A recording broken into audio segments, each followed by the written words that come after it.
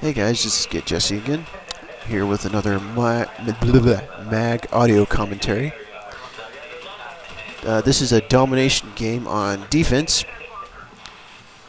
I think I'm level 30 or 31, something like that in this game. Ever since I've been doing these M.A.G audio commentaries, I've actually been level 70 this whole time, but I'm posting all of my games in chronological order, so logically, we'd start out with these low-level games first. I think in this game, this is my first ever Grim Reaper. I get 48 kills and 9 deaths, so that's pretty good, I must say. My loadout, I'm using an M.A.G 94 with a silencer, sight, and a grip, which is a very good weapon, by the way. Very good combination. I'm using heavy armor, a first aid kit, a rocket launcher, and maybe grenades or something like that. Standard noob kit. And let's talk about domination. More specifically, let's talk about playing defense on domination. Oh, look at that. By the way, I'm shooting a guy who's humping a sheet metal railing thing there.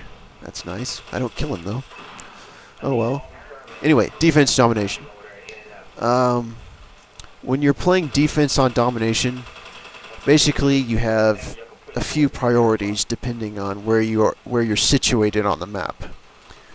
If you're in the position where our bunker is right now, which is one of the middle bunkers, I think it's the left middle bunker, and we're right behind a burn-off tower. So in this position, basically there's a few priorities. First and most important priority is obviously to defend your own bunker. Because if you lose your own bunker, then you can't spawn close to the front line anymore. You have to run a long way. And basically your squad becomes a lot less useful to your team. Second main priority is to keep your neighboring bunker alive.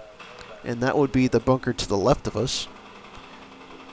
And then your third priority is to defend the burn-off tower. So that's basically what I'm doing right here. I spend most of the game close to this burn-off tower because, well, mainly because it's a high-traffic area. There's tons of enemies always streaming in this area, trying to attack the burn-off tower. And basically, I just hang out here and kill people, and get killed myself. Mostly by snipers and LMGs, but what can you do? In this position, close to the burn-off tower here, I'm actually very close to the enemy's red line, so I can't really advance, so I have to rely on the enemy to come to my position. And since it's so close to the red line, there's a lot of enemy snipers on the other side of the red line that are shooting at me, and I get caught by them a few times. And when you're faced with an enemy red line and a bunch of snipers sniping at you from behind the red line, there's really not much you can do about it. There, I get killed by a sniper, in fact, right there. The best thing you can do is just try to find some good cover and stay out of their lines of sight. Alternatively, if you have a good sniper on your squad, you can ask that sniper to counter-snipe them and take him out for you. But you won't always have a good sniper on your squad, so like I said, the best thing you can do is just to avoid it. So while I'm defending here, basically what I'm trying to do is, well, anytime you're on defense on domination, what you want to try to do is figure out what the most high traffic spot is for the enemy. And you want to set yourself up there and kill them as they stream towards you. And when you set yourself up in a spot, you want to figure out where the good cover is. And you want to know the area well, so that you can know where to look for enemies, to know where they're coming from, and know where you can hide, and where you can find cover, and also where you can shoot from. So you can see here, I'm constantly jerking my screen around, looking for enemies, looking to see what they're doing, looking to see where they're coming from. When I'm in the zone, as they say, when I'm really really concentrating and in the game, you'll see my screen jerks around a lot. And that's because I'm constantly looking off, looking to see where the enemies come. And that guy catches me off guard there from the other bunker. Sometimes that'll happen, where you'll be so fixated on the opposing enemy squad that someone from the other side will get you. But anyway, I'm constantly looking off in the distance, looking at all the different angles, trying to see what the enemy's doing.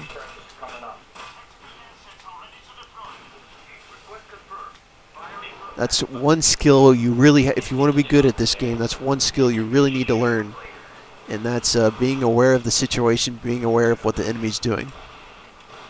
Also, it's good to know what your teammates are doing. And that's what the mini-map's for.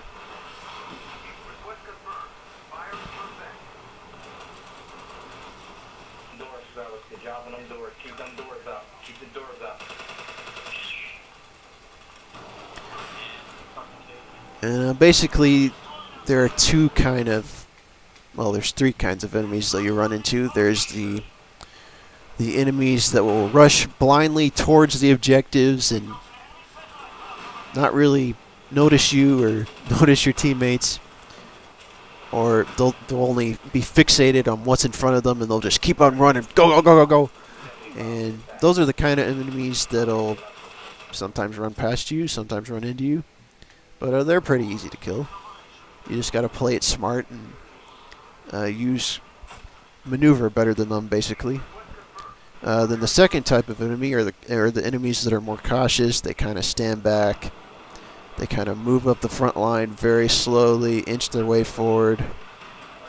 Those guys you have to be a little more careful about because they can catch you off guard if you don't notice them. But they're also pretty easy to take out because, you know, since they stay in one place most of the time, when you do see them, it's really easy to take them out because they're generally pretty stationary and slow moving.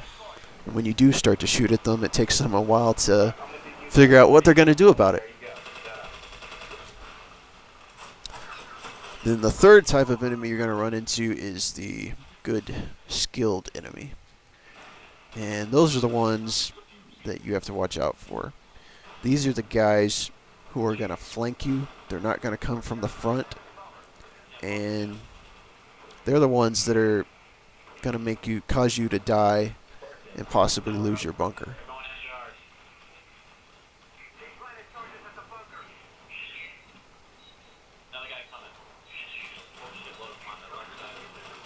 You can see here, someone on my team started telling everybody else on our squad that the bunker was being armed. So, like I said, my number one priority is to protect my bunker. So what do? I run straight to my bunker because I need to protect my bunker. If I don't protect my bunker, then we're in trouble. And after the bunker's safe again, I go right back to the burn-off tower because that's my secondary priority.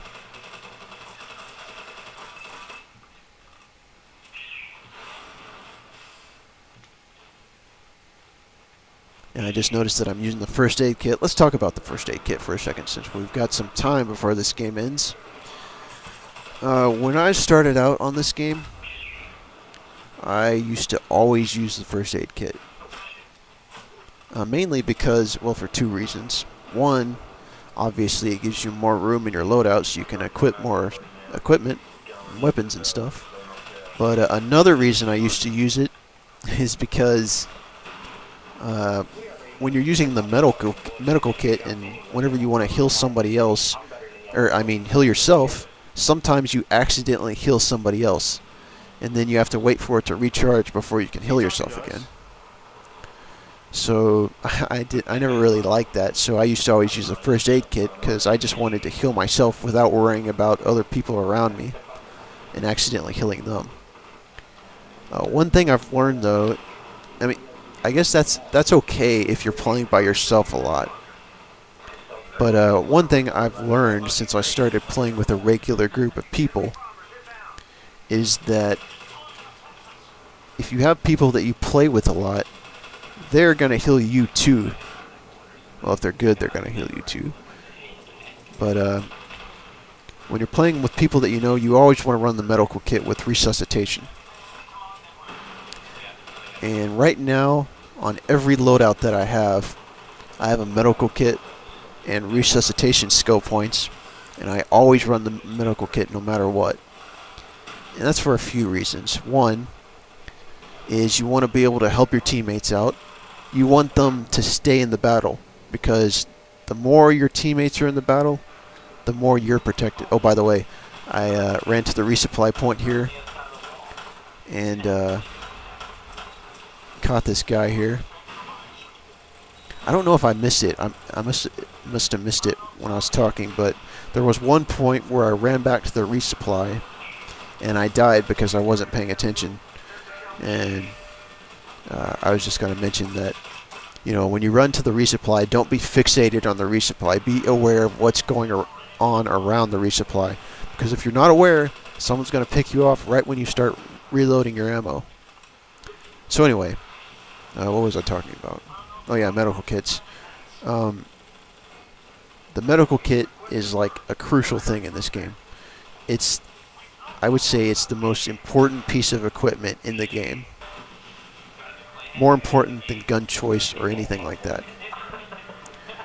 When you have a medical kit, you keep more soldiers in the battle zone. You keep them off of the respawn timer. You prevent them from having to run back. You know, respawn timer plus the time running back to the front lines, that's a big chunk of time. You know, it can be 30 seconds, 40 seconds, up to a minute sometimes, depending on what map you're playing on. But you want to keep everybody in your squad in battle as long as possible. And with the medical kit, you can do that. And that's how you win games. Another thing that's helpful about the medical kit is that if you're in trouble and there's a bunch of guys coming your way, a bunch of enemies coming your way, and you have a couple of squad mates down, you want to be able to revive them so that you can quickly get some guys up that'll be able to help keep you alive longer.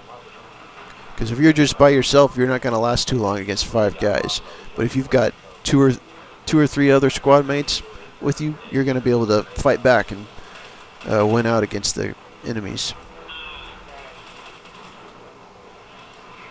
So the game's almost over here.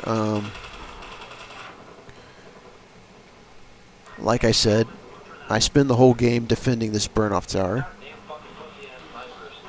And basically you just want to use the environment around you to your advantage better than the enemies use their environment. And that's mainly how I kill people. I don't have the best aim, but I'm really good at maneuvering and I'm really good at using cover. And that's how I win out over other people. If I'm up in a straight up fight with someone, you know, let's say there's no cover anywhere else. Here's the end of the game. 48 kills, 9 deaths, 11 streak, 10 assists, and there I reached level 31. But anyway, if I'm out in like say an empty field or something with no cover, nowhere to maneuver, I'll probably lose because I don't have the best aim and I don't have the best reflexes, and more crucially, I don't have the best internet. My internet sucks. I'm always 1 or 2 seconds behind everybody else. But if I have cover, I have a chance because I'm really good at maneuvering around cover. I'm really good at using the angles around cover, and that helps me out. But I'm running out of time here, so I'm going to cut this off. But thanks for watching. I hope you enjoyed it, and I'll see you guys later.